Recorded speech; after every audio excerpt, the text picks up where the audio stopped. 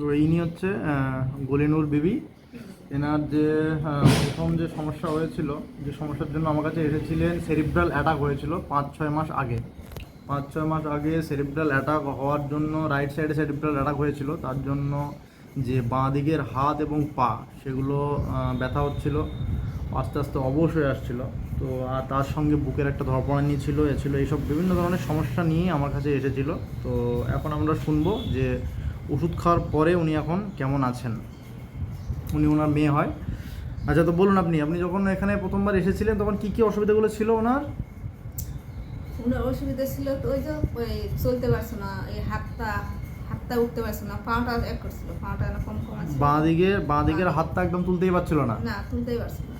আচ্ছা, আর হাঁটাচলা সেরকম করতে পারতো না? না, পাটা একদম অবশ হয়ে যাওয়ার মতো হয়ে যাচ্ছিল? পাটা কি নাড়াচাড়া করতে পারতো তখন?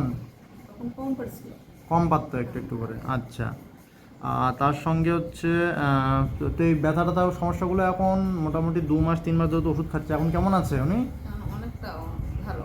আচ্ছা, আপনি বলুন এখন ব্যথা ট্যাথাগুলো কেমন আছে? কম আছে। আগের তুলনায় অনেকটা কম আছে। এখন কি হাত টাতগুলো তোলা যাচ্ছে? হাতটা মাথা পর্যন্ত তোলা যাচ্ছে?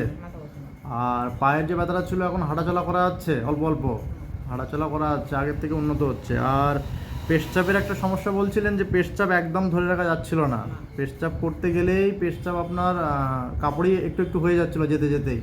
ওই সমস্যাটা এখনও হচ্ছে? এখন অতটা হয় না, পেশচাপটা এখন অনেকটা চেপে ধরে রাখা যাচ্ছে। পেশচাপ পেলে আপনি বুঝতে পারছেন পেশচাপ পেয়েছে, আপনি চেপে ধরে বাথরুম পর্যন্ত যেতে পারছেন। আচ্ছা, তাছাড়া এমনি শরীরের বিভিন্ন জায়গায় একগুলো লাল লাল ছোপ ছোপ মতো দাগ হয়ে যাচ্ছিল, হঠাৎ হঠাৎ করে কেন হচ্ছিল উনি নিজেও বুঝতে পারছিলেন না। তার সঙ্গে সেগুলোতে অল্প অল্প করে ব্যথা হচ্ছিল। সেই সমস্যাগুলো এখন আর হচ্ছে? সেই সমস্যাগুলো এখনও শরীরে হচ্ছে না। ঠিক আছে, খাওয়া দাওয়ার একটু রুচির অভাব আছে, সেই সমস্যাগুলো একটু আছে। আর তার সাথে হাতে পায়ে হালকা হালকা ব্যথা এখনও আছে, অল্প অল্প করে ঝিমঝিম করছে। সেগুলো আর কয়েক মাস ওষুধ খেলে আশা করছি একদম সম্পূর্ণরূপে সুস্থ হয়ে যাবে। ঠিক আছে?